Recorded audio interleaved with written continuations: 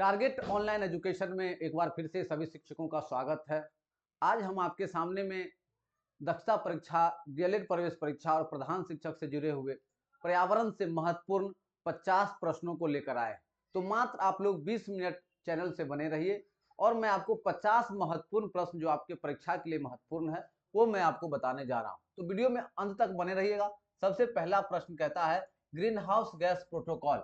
Green house gas protocol क्या है? तो ग्रीन हाउस गैस प्रोटोकॉल के तहत क्या है कि लोग ग्रीन हाउस का ज्यादा से ज्यादा उत्सर्जन नहीं कर सके, इसलिए एक ऐसी संस्था बनाई गई और इसके तहत कहा गया कि यह सरकार एवं व्यवसाय को नेतृत्व देने वाले व्यक्तियों के लिए ग्रीन हाउस गैस उत्सर्जन को समझने, परिमाण निर्धारित करने एवं प्रबंधन हेतु एक अंतर्राष्ट्रीय लेखाकरण समाधान है। मतलब एक ऐसी संस्था बनाई गई जो ग्रीन हाउस गैस के उत्सर्जन की सीमा को क्या कर सके, प्रबंधन कर सके। क्लियर? एक प्रोटोकॉल भी बनाया गया इसके तहत। इसका आंसर हो जाएगा ए।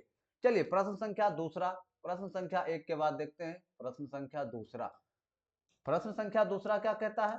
दूसरा कह रहा है कि पर्यावरण व पारिस्थितिकी का जैविक घटक क्या है? पर्यावरण और पारिस्थितिकी। तो पर्यावरण और पारिस्थितिकी जैविक घटक क्या है? सबसे पहले वनस्पति को माना जाता है। किन्हें माना जाता है? जैविक घटक वनस्पति को माना जाता है। चलिए तीसरा को देखिए, पर्यावरण एवं पारिस्थितिकी का भौतिक घटक क्या है? जंतु, वनस्पति, प्रवाहित जल या पारिस्थितिकी। तो पर्यावरण एवं पारिस्थितिकी का भौतिक घटक की बात करें तो भौतिक घटक में प्रवाहित जल को लिया जाता है। किसे लिया जाता है? प्रवाहित जल को। चलिए प्रश्न संख्या 3 के बाद प्रश्न संख्या 4। चलिए प्रश्न संख्या 4 को देख ले। प्रश्न संख्या 4 कह रहा है कि जीवों तथा पर्यावरण के पारस्परिक संबंधों का अध्ययन क्या कहलाता है? तो जीवों और पर्यावरण के पारस्परिक के अंतरों का के अध्यापन का कार्य कहलाता है पारिस्थितिकी। क्या कहलाता है सर? पारिस्थितिकी। क्या कहलाता है? पारिस्थितिकी। चलिए आगे देखते हैं। इकोलॉजी, पारिस्थितिकी शब्द का सर्वप्रथम प्रयोग किसने किया था? ओडम, टॉन्सले, टेलर या डार्विन ने? तो किसने किया था? टॉन्सले ने किया था। किसने किया था? टॉन्सले ने किया था इकोलॉजी शब्द का सर्वप्रथम प्रयोग। चलिए प्रश्न संख्या 5 के बाद प्रश्न संख्या 6 को देखिए। प्रश्न संख्या 6 क्या कह रहा है? 6 कह रहा है कि वन के पारिस्थितिक तंत्र में कवक को किस समूह में शामिल किया जाता है? तो वन के पारिस्थितिक तंत्र में आपका जो कवक को शामिल किया जाता है वो अपघटनकर्ता के रूप में शामिल किया जाता है। कैसे शामिल किया जाता है? अपघटनकर्ता के रूप में। जो क्या करता है? वो अपघटन करता है। चलिए 7वां को देखिए। जलवायु परिवर्तन से सर्वाधिक प्रभावित होने वाले देशों की सहायता से स्वार्थार्थ किसे बनाया गया है? तो जलवायु परिवर्तन को प्रभावित करने के लिए सबसे ज्यादा क्या बनाया गया? हमने कहा जस्ट जैसे ग्रीन हाउस प्रोटोकॉल था उसी तरह से ग्रीन क्लाइमेट फंड बनाया गया। क्या बनाया गया है? ग्रीन क्लाइमेट फंड बनाया गया है। सहायता के लिए ग्रीन क्लाइमेट फंड बनाया गया है। चलिए प्रश्न संख्या 7 के बाद प्रश्न संख्या 8। प्रश्न संख्या 8 कह रहा है कि वनों को नष्ट करने का कुप्रभाव क्या पड़ता है? मृदा अपरदन, खरपतवार नियंत्रण, सूर्य के प्रकाश, चारागाह की वृद्धि। तो सिंपल बात है, जब वन को नष्ट करेंगे तो मृदा का अपरदन होगा। तो सबसे ज्यादा किस पर पड़ा है? मृदा का अपरदन। चलिए प्रश्न संख्या 9 को देखिए। पहाड़ों पर काफी नमी और जल होता है, फिर भी यहाँ मरुभूमि क्यों होते हैं? तो पहाड़ों पर क्या होता है? काफी नमी माना जाता है, फिर भी वहां क्यों होता है? क्योंकि ढलानों के कारण पानी बह जाता है और पौधे द्वारा उपयोग में नहीं लाया जाता है। क्लियर है? मरुभूमि नहीं होती है क्योंकि ढलान पानी सारा ढल जाएगा तो फिर पौधे कैसे होंगे? क्लियर? चलिए आगे देखते हैं प्रश्न संख्या 9 के बाद प्रश्न संख्या 10। चलिए प्रश्न संख्या 10 को देखिए। 10 क्या कह रहा है कि प्राकृतिक पारिस्थितिकी तंत्र का उदाहरण क्या है? खेत, बांध, झील, पार्क। तो प्राकृतिक पारिस्थितिकी तंत्र का क्या हो जाएगा एग्जाम्पल आपका? झील हो जाएगा। क्या हो जाएगा आपका? झील हो जाएगा। क्या हो जाएगा? झील प्राकृतिक है। चलिए 11 को देखिए।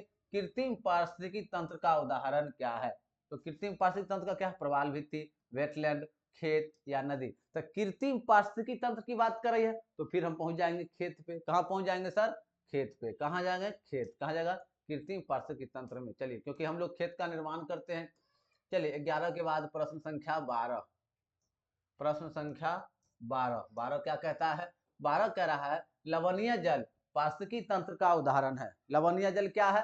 पारिस्थितिकी तंत्र का उदाहरण है। क्या है? नदी, प्रवाल भित्ति, बांध या तालाब। तो लवणीय जल पारिस्थितिकी तंत्र का जो उदाहरण है वह है प्रवाल भित्ति। क्या है सर? वो प्रवाल भित्ति। क्या है वो? प्रवाल भित्ति। याद रखेंगे। चलिए प्रश्न संख्या 13 को देखिए। स्वच्छ जल पारिस्थितिकी तंत्र का उदाहरण क्या है? समुद्र तट, खाड़ी, एस्चुअरी, तालाब। तो स्वच्छ जल की बात कर रही है, तो स्वच्छ जल कहाँ? तालाब को माना जाता है। किसे माना जाता है? तालाब। किसे माना जाता है सर? तालाब को। चलिए प्रश्न संख्या 13 के बाद प्रश्न संख्या 14। प्रश्न संख्या 14 क्या कहता है? पारिस्थितिकी तंत्र के जैविक व अजैविक घटकों को कौन से जोड़ते हैं? मतलब जैविक घटक है और अजैविक घटक है, दोनों को कौन जोड़ते हैं? तो अकार्बनिक पदार्थ। कौन होते हैं वो? अकार्बनिक पदार्थ। क्या होते हैं वो? अकार्बनिक पदार्थ। चलिए 15 को देखिए। मृदा अपरदन को किससे बचाया जा सकता है? पशुओं को अत्यधिक चारा देकर, वनस्पतियों के कटाव द्वारा, वनारोपण के द्वारा, या पक्षियों की जनसंख्या बढ़ाकर। तो कैसे रोकेंगे सर? वनारोपण द्वारा। कैसे रोकेंगे? वनारोपण। ज्यादा से ज्यादा वृक्ष लगाएंगे तो मिट्टी का कटाव कम होगा। क्लियर है? चलिए प्रश्न संख्या 15 के बाद प्रश्न संख्या 16। चलिए प्रश्न संख्या 16। प्रश्न संख्या 16 क्या कहता है? एक पारिस्थितिकी तंत्र में उत्पादकों एवं उपभोक्ताओं की संख्या को कौन निश्चित करता है? कौन निश्चित करता है? जलवायु संबंधी कारक, धरातलीय कारक, जैविक कारक या मृदा कारक। तो एक पारिस्थितिकी तंत्र में उत्पादक उपभोक्ता को जो प्रभावित करता है वो होता है जलवायु संबंधी कारक, जो अस्तित्व को बचाने के लिए संघर्ष करवाता है। चलिए 17 का देखिए। पारिस्थितिकी तंत्र के पादपों और प्राणियों के पारस्परिक संबंधों का आधार क्या है? तो पारिस्थितिक तंत्र के पादप और प्राणियों के बीच की बात कर रही है, तो उसके लिए क्या है? पोषण संबंध। क्या हो जाएगा ये? पोषण संबंध की एक दूसरे के साथ पोषण के लिए कैसे हम लोग डिपेंड करते हैं। चलिए प्रश्न संख्या 17 के बाद प्रश्न संख्या 18। प्रश्न संख्या 18 को देखिए। प्रश्न संख्या 18 क्या कहता है? जो भी शिक्षक साथी दक्षता परीक्षा की तैयारी करना चाहते हैं, प्रधान शिक्षक की तैयारी करना चाहते हैं, या सीटेट का फाउंडेशन बैच जो आपका 5 मई को आरंभ हो रहा है उससे जुड़ना चाहते हैं, तो आप स्क्रीन पे दिए गए नंबरों पे संपर्क कीजिए। दक्षता परीक्षा का जो अभी बैच चल रहा है तो वो मात्र 15 टेस्ट सीरीज और संपूर्ण मटेरियल के साथ ऑनलाइन क्लास दिया जा रहा है, और फीस मात्र आप लोगों को 250 रुपये का फीस है। मात्र 250 रुपये के लिए संपर्क कर सकते हैं 9709 12 40 19। क्लियर है? तो इस दिए गए नंबरों पे संपर्क कीजिए और दक्षता परीक्षा की सफलता को सुनिश्चित कीजिए। चलिए सर प्रश्न देख रहे थे कि प्रकाशीय ऊर्जा को रासायनिक ऊर्जा में कौन बदलता है? प्रकाशीय ऊर्जा को रासायनिक ऊर्जा में बदलने की बात कर रही है, तो कौन बदलेगा? हरे पादप। क्या होता है? हरे पादप प्रकाश से लेकर पौधे बनाते हैं रासायनिक क्रिया के द्वारा। कहा जाएगा ये हरे पादप। चलिए डी को देखिए 19। पारिस्थितिक तंत्र के स्वपोषी घटक कौन से? स्वपोषी क्या है? जो कहीं ना कहीं खुद अपना भोजन बनाते हैं, तो स्वपोषी के अंतर्गत आ जाएंगे। तो कौन बनाते हैं? ये पादप। कौन बनाते हैं? ये पादप। चलिए प्रश्न संख्या 19 के बाद प्रश्न संख्या 20 को देखिए। प्रश्न संख्या 20 क्या कहता है? 20 कह रहा है हरे पौधों को पारिस्थितिकी में क्या कहते हैं? संप्रेषक, उत्पादक, उपभोक्ता या प्रावर्तक। तो हरे पौधे क्या प्राथमिक चीज की बात करें तो हरे पौधे को उत्पादक के रूप में लिया जाता है। किस चीज में लिया जाता है सर? हरे पौधे को उत्पादक के रूप में। चलिए 21 को देखिए। विश्व का सर्वाधिक प्रसिद्ध कीटनाशक कौन सा माना जाता है? तो अक्सर सबसे पुराना भी माना जाता है किसको? डीडीटी का छिड़काव। अक्सर सुने होइएगा कि डीडीटी का छिड़काव कर दीजिए। किसका छिड़काव कर दीजिए? डीडीटी का। तो ऑप्शन ए। चलिए प्रश्न संख्या 21 के बाद प्रश्न संख्या 22। प्रश्न संख्या 22 क्या कहता है? 22 कह रहा है मरुस्थलीय भवन डिजर्टिफिकेशन किससे होता है? वन को उखाड़ने से, जल की वजह से होने वाले मृदा अपरदन के कारण, वायु की वजह से होने वाले मृदा अपरदन, बहुत उच्च तापमान एवं कम वर्षा के कारण। तो मरुस्थलीय की बात कर रही है, तो मरुस्थल में क्यों होता है? मरुस्थल में होता है बहुत ज्यादा तापमान और कम वर्षा होने के कारण। क्योंकि मरुस्थल की बात करें तो वहां क्या होता है? तापमान भी ज्यादा, वर्षा भी कम। तो इसको देखिए शाकाहारी प्राणी क्या कहलाते हैं? उत्पादक, प्राथमिक उपभोक्ता, द्वितीय उपभोक्ता या तृतीय उपभोक्ता। तो शाकाहारी प्राणी किसके अंतर्गत आते हैं? शाकाहारी प्राणी किसके अंतर्गत? प्राथमिक उपभोक्ता के अंतर्गत। किसके अंतर्गत? प्राथमिक उपभोक्ता के अंतर्गत। चलिए प्रश्न संख्या 23 के बाद प्रश्न संख्या 24। प्रश्न संख्या 24 को देखिए। 24 कहता है कि कुत्ता किस वर्ग में आता है? प्राथमिक, द्वितीय, तृतीय उपभोक्ता। तो पहला में तो आपका पादप आ गया ना, तो ये कहाँ चला जाएगा आपका? ये चला जाएगा आपका द्वितीय उपभोक्ता में। कहाँ चला जाएगा ये? द्वितीय उपभोक्ता में। चलिए 25 को देखिए, सर्वाहारी जंतु किस वर्ग में आते हैं। अब क्या हुआ, पहला तो पादप दे दिए, दूसरा में आप कुत्ता को भी डाल दिए, तो अब आप कहाँ पहुंच गए हैं, सर्वाहारी जंतु के बारे में। तो सर्वाहारी जंतु जो होते हैं वे भी किसके अंतर्गत आ जाते हैं, तृतीयक उपभोक्ता के अंतर्गत। किसके अंतर्गत आ जाएंगे सर, सर्वाहारी। सर्वाहारी आपके तृतीयक उपभोक्ता के अंतर्गत आ जाएंगे। चलिए, नहीं सर्वाहारी आपका द्वितीयक, द्वितीयक सॉरी द्वितीयक में आ जाएंगे। चलिए प्रश्न संख्या 25 के बाद 26। 26 क्या कहता है, 26 कह रहा है तृतीयक उपभोक्ता कौन सा है, हाथी, गेंडा, शुतुरमुर्ग या बाज। तृतीय उपभोक्ता कौन हो जाएंगे, बाज हो जाएंगे। तृतीय उपभोक्ता कौन हो जाएंगे, बाघ हो जाएंगे। क्लियर। चलिए आगे देखिए 27, शेर किस वर्ग में सम्मिलित है, सर्वाहारी, उत्पादक, द्वितीय उपभोक्ता या तृतीय उपभोक्ता। तो शेर क्या होता है, शेर तो मांसाहारी होता है, और जब मांसाहारी है तो वो तृतीय उपभोक्ता के अंतर्गत आ जाएगा। कहाँ जाएगा, तृतीय उपभोक्ता के अंतर्गत आ जाएगा। चलिए प्रश्न संख्या 27 के बाद प्रश्न संख्या 28। प्रश्न संख्या 28 क्या कहता है, 28 कह रहा है कि गिद्ध किस वर्ग में आता है, प्राथमिक, परजीवी, द्वितीयक या तृतीयक। तो गिद्ध की बात हो रही, अभी तो हम लोग बाज को देख ही लिए है, अब हम लोग देखेंगे गिद्ध को। तो गिद्ध किसके अंतर्गत आता है, क्योंकि वो सिर्फ मांसाहारी है तो वो तृतीयक उपभोक्ता के अंतर्गत, सिर्फ मांसाहारी है तो तृतीयक उपभोक्ता।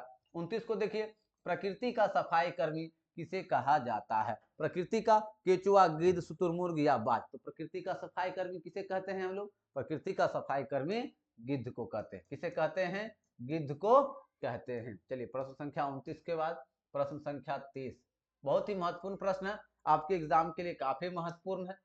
चलिए प्रश्न संख्या 30 को देखिए, सम्मार्जक उपभोक्ता की श्रेणी में कौन से सम्मिलित है, दीमक, मेढक, छिपकली या सांप। तो सम्मार्जक उपभोक्ता, सम्मार्जक उपभोक्ता के अंतर्गत कौन आ जाते हैं, दीमक आ जाते हैं। कौन आ जाते हैं, दीमक। बहुत स्लोली स्लोली क्या करते हुए अपना भोजन ग्रहण करते हैं और कमजोर करते हैं। अपघटक जीवों का उदाहरण कौन सा है, शैवाल, प्लांकटन या कवक। तीन ही ऑप्शन है इसमें, कोई दिक्कत नहीं है। तो इसके कौन हो जाएंगे, कवक। कौन हो जाएंगे इसके, कवक। कौन हो जाएंगे, सी। अपघटक जीव कवक होते हैं ना, कोई सी चीज का अपघटन करते हैं, सूक्ष्म अपघटन करते हैं। चलिए 31 के बाद प्रश्न संख्या 32। चलिए प्रश्न संख्या 32 क्या कहता है, 32 कह रहा है बैक्टीरिया किस श्रेणी में सम्मिलित है, उत्पादक में, अपघटक में, प्राथमिक उपभोक्ता में या द्वितीय। तो बैक्टीरिया है, बैक्टीरिया के तहत क्या जाता है, बैक्टीरिया अपघटक के अंतर्गत आता है। किसके अंतर्गत आ जाता है, अपघटक। देखते हैं बैक्टीरिया जो कहते हैं हम लोग, कंपोस्ट करते हैं बैक्टीरिया उसमें रहता है। चलिए 33 को देखिए, जैव भार में कौन सम्मिलित है। क्वेश्चन नंबर 33, जैव भार। जैव भार में सारे जीव, जैव भार में क्या जगह, सारे जीव जितने जो होंगे वो समस्त जीव शामिल हो जाएंगे जैव भार में। चलिए प्रश्न संख्या 33 के बाद प्रश्न संख्या 34। प्रश्न संख्या 34 क्या कहता है, 34 कह रहा है कि पारिस्थितिक तंत्र में ऊर्जा का प्रमुख स्रोत क्या है, भूताप, सूर्य, ग्रीन हाउस गैस या चंद्रमा। तो ऊर्जा का सबसे प्रमुख स्रोत क्या हो जाएगा, सूर्य हो जाएगा। क्या हो जाएगा, सूर्य हो जाएगा। ऐसे ऐसे प्रश्न आपके रहेंगे दक्षता में। चलिए 35 को देखिए, पारिस्थितिक तंत्र में ऊर्जा का स्रोत क्या होता है, ऊर्जा का क्या होता है, ऊर्जा क्या होता है, एक से दूसरे में ट्रांसफर होता है। क्या होता है, ऊर्जा का रूपांतरण होता है। क्या होता है, ऊर्जा का हस्तांतरण होता है, रूपांतरण होता है। चलिए 35 के बाद 36। 36 प्रश्न संख्या 36 को देखिए, पारिस्थितिक तंत्र में ऊर्जा का ह्रास किससे होता है। सिंपल बात है, रूपांतरण से। ऊर्जा का क्या हो रहा है, रूपांतरण हो रहा है, तो ट्रांसफर होगा तो ऊर्जा में ह्रास होगा। चलिए 37 को देखिए, हरे पौधे सूर्य प्रकाश को किसमें बदल देते हैं, यांत्रिक, रासायनिक, भौतिक ऊर्जा, विद्युत ऊर्जा। किसमें बदलते हैं, रासायनिक ऊर्जा में बदलते हैं, तभी ना वो भोजन बनाते हैं। रासायनिक ऊर्जा में, प्रकाश ऊर्जा को रासायनिक ऊर्जा में बदलते हैं। चलिए प्रश्न संख्या 37 के बाद प्रश्न संख्या 38।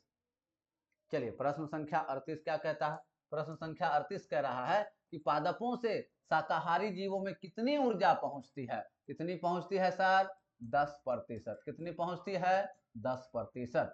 चलिए 39 को देखिए, पारिस्थितिक तंत्र में ऊर्जा का प्रभाव सदैव कैसे होता है, चतुर्दिशा में, एक दिशा में, त्रिदिशा में, द्विदिशा में। तो किस दिशा में होता है सर, एक ही दिशा में होता है। क्या होता है, एक ही दिशा में ऊर्जा का ट्रांसफर रहता है। चलिए प्रश्न संख्या 39 के बाद प्रश्न संख्या 40। प्रश्न संख्या 40 को देखिए, प्रश्न संख्या 40 कह रहा है कि पारिस्थितिक तंत्र में ऊर्जा सदैव किस स्तर में प्रभावित होती है। तो क्या, अब जो हम ट्रांसफर कर रहे हैं तो ट्रांसफर होगा तो कैसे होगा, कैसे होगा, उच्च स्तर से निम्न स्तर तक। उच्च स्तर से क्या होगा, निम्न स्तर की ओर होगा। इसका आंसर क्या हो जाएगा, ए। तो जो भी शिक्षक साथी दक्षता परीक्षा की तैयारी करना चाहते हैं तो दक्षता परीक्षा का बैच अभी 2 बैच चल रहे हैं, एक 4 से 6 और एक रात से 8 से 11। तो जो आदमी जिस बैच में ज्वाइन करना चाहते हैं ज्वाइन कर सकते हैं। बहुत ही मामूली फीस रखा गया है, मात्र 250 रुपये फीस रखे गए हैं, जिसके साथ आपको 15 टेस्ट सीरीज मिलते हैं। कितने? 15 टेस्ट सीरीज, ऑल मटेरियल्स और ऑनलाइन क्लास। ये तीनों की सुविधा मात्र आपको 250 रुपये में मिलती है। संपर्क कीजिए 9709124019। क्लियर है? ये भी नंबर है, इंक्वायरी नंबर 8051363967। चलिए आगे देखते हैं। 40 के बाद 41 कि पार्श्विक तंत्र में विभिन्न रासायनिक तत्वों का प्रभाव कैसे होता है। तो पार्श्विक तंत्र की बात कर रही है, और तो वो कैसे होगा? वो चक्रीय होता है। क्या होता है सर? वो चक्रीय होता है, जैसे जल चक्र, नाइट्रोजन चक्र। चलिए 41 के बाद प्रश्न संख्या 42। चलिए प्रश्न संख्या 42 क्या कह रहा है? 42 कह रहा है ऊर्जा का गैर परंपरागत स्रोत कौन सा है? पेट्रोलियम, कोयला, सौर विकिरण, नाभिकीय ऊर्जा। तो गैर परंपरागत स्रोत की बात कर रही है, तो गैर परंपरागत स्रोत क्या हो जाएगा आपका? सौर विकिरण। क्या हो जाएगा? कभी खत्म नहीं होने वाला है ये, तो सौर विकिरण कभी खत्म नहीं होने वाला है। चलिए 43 को देखिए, अवसादी चक्र में किसका प्रभाव होता है? जल, खनिज, वायु या ऊर्जा का। अवसादी चक्र की बात कर रहे हैं तो अवसादी चक्र में खनिज, अवसादी चक्र में क्या हो जाएगा? खनिजों का प्रभाव होता है। किसका? खनिजों का। चलिए प्रश्न संख्या 43 के बाद प्रश्न संख्या 44।